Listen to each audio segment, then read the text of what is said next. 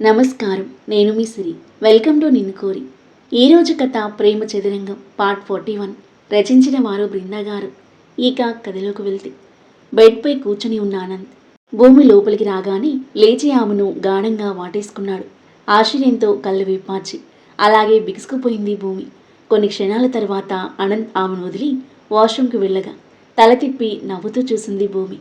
Bed టైంలో తప్ప normal టైంలో అనంత్ తనని హక్ చేసుకోవడం చాలా తక్కువ.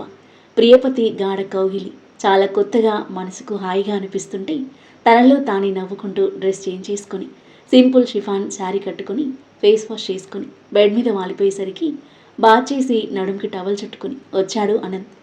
వార్డ్రోబ్లో డ్రెస్ చూస్తున్న అతన్ని మురిపంగా చూస్తూ ఉన్న భూమి ఆనంద్ డ్రెస్ తీసుకుని వెనక్కి తిరిగేసరికి టక్కున కళ్ళు మూసుకుంది.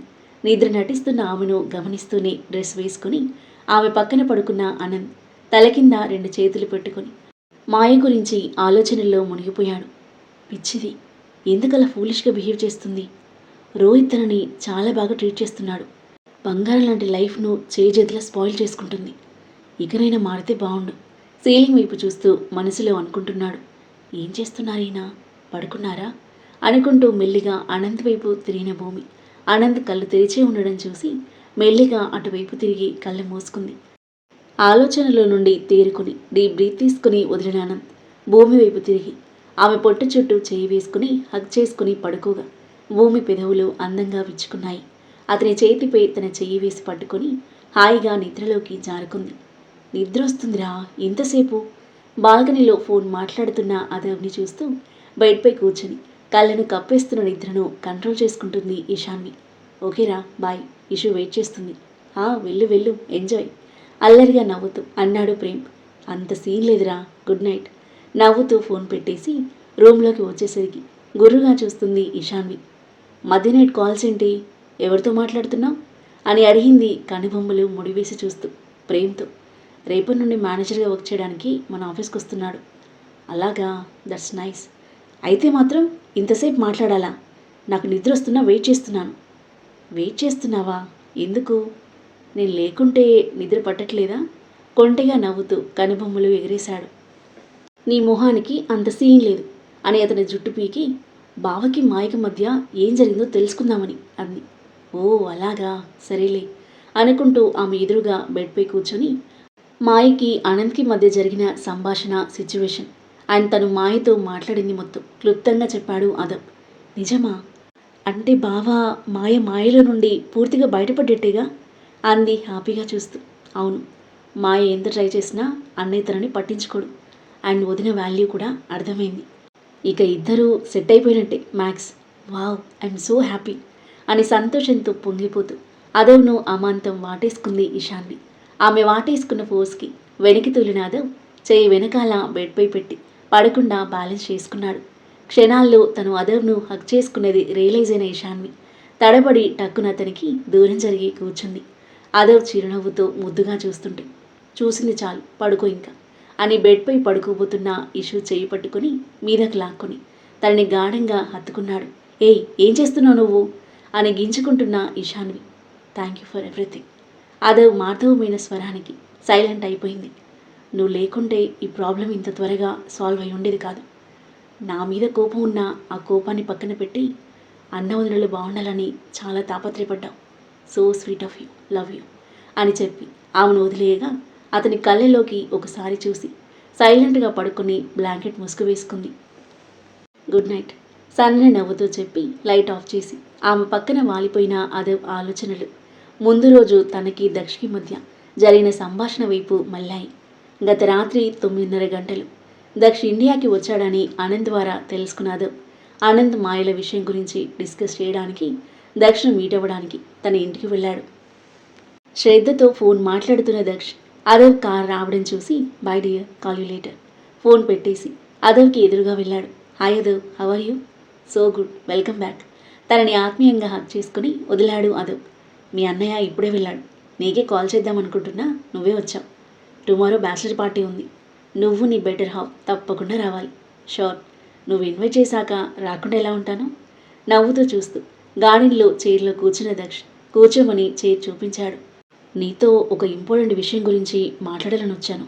చైర్లో కూర్చుంటూ అన్నాడు అదవ్. ఏం విషయం అదవ్? అన్నయ్య మాయల గురించి. వాళ్ళిద్దరు పేర్లు జోడించి చెప్పేసరికి కనుబొమ్మలు ముడివేసి కాస్త కంగారుగా చూసిన దక్ష్. అనంత్ మాయల గురించా? ఏమైంది? ఎనీ ప్రాబ్లం అని అడిగాడు. చాలా పెద్ద ప్రాబ్లం. మాయ అన్నయ్యను కావాలనుకుంటుంది. వాట్? అనంత్ను కావాలనుకుంటుందా? ఏమంటున్నావు అదవ్? అయోమయంగా చూశాడు. అవును అంటూ అనంత్ మాయకి మధ్య జరిగింది మొత్తం క్లుప్తంగా చెప్పాడు అదవ్. అంతా విన్న దక్ష్ నిర్ఘాంతపోయి చూశాడు. నువ్వు చెప్పేది నిజమా అదవ్? అడిగాడు నమ్మలేనట్లుగా. అవును అన్నట్టుగా తలాడించాడు అదవ్. మై గాడ్, మాయ ఇంత స్టూపిడ్గా తయారైందా? ఐ కాంట్ బిలీవ్ ఇట్ తలపట్టుకున్నాడు దక్ష్. మంచి హస్బెండ్ పెట్టుకుని ఎందుకు ఇలా ప్రవర్తిస్తుంది? మాయ హస్బెండ్ మంచివాడా? మరి మాయ ఏంటి మంచివాడు కాదని అన్నయ్యతో చెప్పింది? అతని వల్ల బాధలో ఉందని అన్నయ్య తన పట్ల కన్సర్న్ చూపిస్తున్నాడు. అదేం లేదు, రోహిత్ మంచివాడే. కాకపోతే మాయకు పార్టీలో పబ్లకు తిరగడం, లైఫ్ను జాలీగా ఎంజాయ్ చేయడం ఇష్టం ఉంటే రోహిత్ వర్కహాలిక్. 1 ఇయర్ బాగానే ఉన్నారు. తర్వాత సడన్గా రోహిత్కి బిజినెస్లో లాస్ రావడం, వర్క్లో బిజీ అవ్వడం వల్ల మాయతో షికార్లు తిరగడానికి ఇంట్రెస్ట్ చూపించకపోయేవాడు. బట్ తనకి ఇవ్వాల్సిన టైం ఇస్తున్నాడు. 2 వీక్స్ బెంగళూరు, 2 వీక్స్ ఇక్కడ మేనేజ్ చేస్తున్నాడు. మాయను తనతో పాటు వెళ్ళమంటే వెళ్ళదు. మళ్ళీ నన్ను వదిలేసి వెళ్ళావని రోహిత్తో గొడవ పడుతుంది. పట్టించుకోవట్లేదు అని కంప్లైంట్ చేస్తుంది. రోహిత్ లైఫ్లో ఎలా సెటిల్ అవ్వాలని ఆలోచిస్తే మాయ అవేమీ ఆలోచించకుండా ఓన్లీ ఎంజాయ్మెంట్ గురించి ఆలోచిస్తుంది. అలా ఇద్దరికీ సెట్ అవ్వట్లేదు. లాస్ట్ మంత్ బర్త్డే కాల్ చేస్తే చెప్పాడు రోహిత్. మాయ ఎంత విసిగించినా గొడవపడినా ఓపిగ్గా భరిస్తున్నాడు. అంటే మాయ అన్నయ్యతో చెప్పినవన్నీ అబద్ధాలేనా? ఈ విషయం అన్నయ్యకి తెలియాలి. అప్పుడు మాయను కేర్ చేయడం మానేస్తాడు. పెద్దవాడు కదా, నేను చెప్తే తీసుకోవచ్చు తీసుకోకపోవచ్చు. నువ్వంటే ఫ్రెండ్వి, తిట్టినా కొట్టినా పడతాడు. చెప్పే మాటలు చెవికెక్కి మారే ఛాన్స్ ఉంటుంది. నువ్వే మాట్లాడలే దక్ష్ అన్నాడు అదవ్. మనం మాటల్లో చెప్పడం కన్నా వాడి కళ్ళతో వాడు చూస్తే ఇంకా బాగా అర్థమవుతుంది అదవ్. బ్యాచిలర్ పార్టీకి రోహిత్ని ఇన్వైట్ చేస్తాను.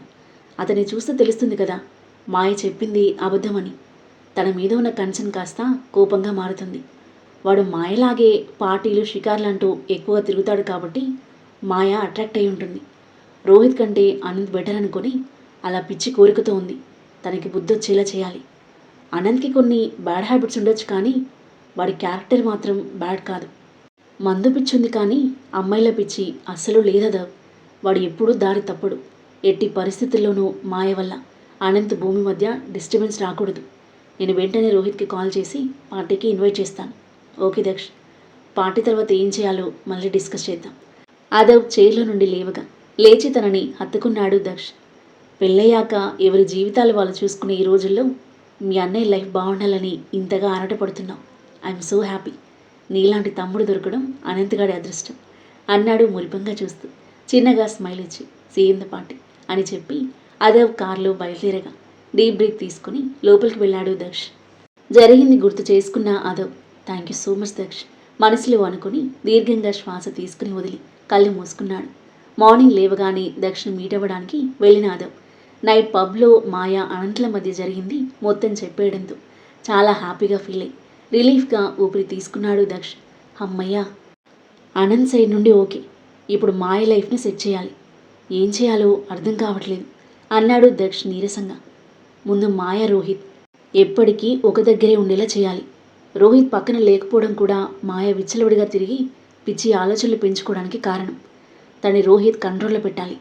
ఇద్దరితో మాట్లాడి ఎలా అయినా మాయను రోహిత్తోనే ఉండేలా చెయ్యి. ఇద్దరు ఒకరి పట్ల మరొకరు ఎలా ఫీల్ అవుతున్నారో వాళ్ళకి అర్థమయ్యేలా చెప్పు. మార్పు రావచ్చు. అవునదో, నువ్వు చెప్పినట్టు చేస్తే మార్పు వచ్చే ఛాన్స్ ఉంది. వెంటనే ఇద్దరితో మాట్లాడతాను. ఈ ప్రాబ్లంకి ఫాస్ట్గా పులిస్టప్ పెట్టేయాలి అన్నాడు దక్ష్. సాలోచనగా తలాడించి సర్వెంట్ అందించిన కాఫీ అందుకున్నాడు అదో. కాఫీ తాగేసి బాయ్ చెప్పి అదో వెళ్ళిపోగా మాయకి కాల్ చేసి రమ్మని చెప్పాడు దక్ష్. గంట తర్వాత దక్ష్ ఇంటికి చేరుకుంది మాయ. హాయ్ దక్ష్ అంటూ నవ్వుతూ వస్తున్న తనని చూసి చిన్నగా నిట్టూర్చి హాయ్ మాయా, ఎలా ఉంది ఇప్పుడు అని అడిగాడు. ఫైన్ దక్ష్ సన్నని నవ్వుతూ అంటూ అతనితో పాటు చైర్లో కూర్చుంది. నీతో ఒక ముఖ్యమైన విషయం మాట్లాడాలని రమ్మన్నాను. ఏంటది దక్ష్? రోహిత్తో బెంగళూరు వెళ్తున్నావా నువ్వు? నాకు అక్కడికి వెళ్ళడం ఇష్టం లేదు దక్ష్. ఇక్కడే కంఫర్ట్గా ఉంటాను. అవును, పార్టీలు పబ్లంటూ తిరుగుతూ పీకల దాకా తాగుతూ ఫుల్ కంఫర్ట్గా ఉంటున్నావు. దక్ష్ మాటలకు చిరుకోపంగా చూసింది మాయ. ఏంటలా చూస్తున్నావు? పెళ్ళయ్యాక భర్తతో ఉంటేనే భార్యకి విలువ. నువ్వు భర్తను వదిలేసి ఇక్కడే ఉంటే నలుగురు 4 రకాలుగా అనుకుంటారు. అసలు మీ పేరెంట్స్ ఎలా ఊరుకుంటున్నారు? ఏమనట్లేదా? అన్నారు చాలాసార్లు. నేను వినకపోయేసరికి ఏమైనా చేసుకో అని వదిలేశారు. ఇప్పుడు మీ పేరెంట్స్ వదిలేశారు. కొన్ని రోజులకు రోహిత్ కూడా వదిలేస్తాడు. మొహం ముడుచుకుని చూస్తుంది మాయ. రోహిత్ అటూ ఇటూ తిరుగుతూ ఎంత కష్టపడుతున్నాడు. ఎవరి కోసం? మీ ఫ్యూచర్ బాగుండాలనే కదా? పిల్లలు పుడితే బెటర్ లైఫ్ ఇవ్వాలనే కదా? ఏం చేయకుండా ఖాళీ కూర్చొని తింటే కొండలు కూడా కరిగిపోతాయి. తనతో పాటు వర్క్ చేయవు. ఫైన్. బాధ్యతగా కష్టపడే భర్త కష్టాన్ని పంచుకోకపోయినా అట్లీస్ట్ తనకి తోడుగా ఉంటూ బాగోగులు చూసుకుంటూ భారీగా కనీస బాధ్యత నువ్వు తీసుకోకపోతే ఎలా? గోళ్లు గిల్లుకుంటూ మౌనంగా ఉండిపోయింది మాయ. రోహిత్ మంచివాడు మాయా. తను నీకు భర్తగా రావడం నీ అదృష్టం. ఎంత మంచివాడికైనా భార్య తనని లెక్క చేయకుంటే విసుగొస్తుంది, వదిలేస్తాడు. అప్పుడు ఈ పరిస్థితి ఏంటి? భర్త వదిలేసి పేరెంట్స్ వదిలేసి పిచ్చిదానిలా ఒంటరిగా బ్రతకాల్సి వస్తుంది. చేజేతుల లైఫ్ స్పాయిల్ చేసుకుంటే నిన్ను చూసి ఎవరు కూడా జాలిపడరు. అప్పుడు నువ్వు ఎంత బాధపడినా నువ్వు కోల్పోయిన జీవితం వెనక్కి రాదు. రోహిత్ మంచివాడు కాబట్టి నువ్వేం చేసినా భరిస్తున్నాడు. అదే నా భార్య నీలాగుంటే నేనైతే 4 తగిలించేవాణ్ణి. బంగారం లాంటి జీవితం చేయి దాటకముందే సరిదిద్దుకో. నీకు లైఫ్ని ఎంజాయ్ చేయాలనిపిస్తే రోహిత్తో కలిసి ఎంజాయ్ చేయి, ఒంటరిగా కాదు. తను నీకు టైం ఇవ్వలేనంత బిజీగా అయితే లేడు కదా? ఏం మాట్లాడలేదు మాయ. అవునా కాదా? అవును అన్నట్టుగా చిన్నగా తలాడించింది. తను నీ టైప్ కాకపోవచ్చు, ఓల్డ్ స్కూల్ కావచ్చు, but is very good at heart. He loves you so much. అది అర్థం చేసుకుని తనతో హ్యాపీగా ఉండడానికి ప్రయత్నించు. రోహిత్తో పాటు బెంగళూరు వెళ్ళు. ఇంకో 1 ఇయర్లో అంతా సెట్ అయిపోయి కంప్లీట్గా ఇక్కడికి షిఫ్ట్ అవుతానని చెప్పాడు రోహిత్. అప్పటి వరకు ట్రావెల్ చేయక తప్పదు. నేను వెళ్ళను, కంఫర్ట్ లేదు, ఇష్టం లేదు అని పిచ్చిగా మాట్లాడకుండా వెళ్ళు. అర్థమైందా? మౌనం వహించింది మాయ. ఒక బెస్ట్ ఫ్రెండ్గా నీ మంచి కోరు చెప్పాను. నీ లైఫ్ని నువ్వు సరిదిద్దుకుంటావో చేతుల నాశనం చేసుకుంటావో నీ ఇష్టం అని ఫుల్గా బ్రెయిన్ వాష్ చేసేసి నిర్ణయాన్ని ఆమెకు వదిలేసి ఆమె రెస్పాన్స్ కోసం చూస్తున్నాడు. ఆ తరువాత ఏం జరగబోతుంది? మాయ ఎలాంటి నిర్ణయం తీసుకుంటుంది? ఆమెలో మార్పు వస్తుందా?